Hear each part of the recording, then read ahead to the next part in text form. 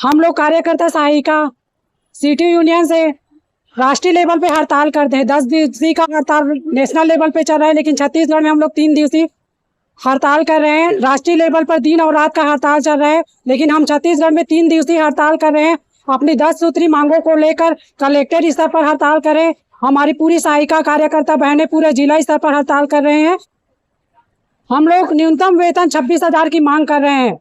हमारी सरकार हमें न तो मजदूर मानती है न कर्मचारी मानती है, लेकिन काम कराने के समय हमें इतना प्रेशराइज किया जाता है कि हमें काम का इतना बोझ दिया जाता है। अभी एसआईआर की ड्यूटी कर रहे हैं, उसमें दिन और रात का प्रेशर था।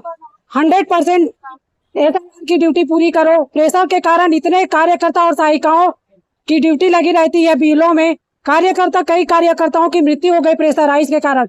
किसी का हार्ट अटैक से मृत्यु हो गई है। सरकार को ये ध्यान नहीं रहता है, और हम लोगों को मजदूर मानते भी है नहीं है, तो फिर हम लोगों को इतना प्रेशर से काम क्यों कराया जाता है। हम सरकार से चाहते हैं कि हमें वेतन में के साथ साथ ग्रेजुएटी पेंशन हमारी पूरी होनी चाहिए, जिससे हम अपने भविष्य में अपने बच्चों का लालन पोषण कम से कम कर सके। अपने बुढ़ापे के लिए पेंशन रहेगा तो कम से कम एक सहारा तो रहेगा। हमारा भविष्य निधि भी नहीं कटता है, तो सरकार से गुजारिश है कि हमारा कम से कम मजदूर माने, कर्मचारी माने। कर्मचारी नहीं मानते हैं तो कम से कम 26,000 जब तक नहीं मानते हैं वो दे।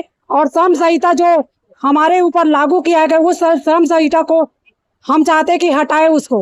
आपकी मांगे पूरी नहीं होती, आगे क्या करेगा? हमारी मांग अगर पूरी नहीं होगी तो सामने अभी बजट आने वाला है, हम उसमें जोरदार अनिश्चितकालीन हड़ताल करेंगे और इस सरकार को दिखा देंगे कि हमारी जो मांग पूरी नहीं होती है तो सरकार को हिला कर रख देंगे। शुभ नाम बता।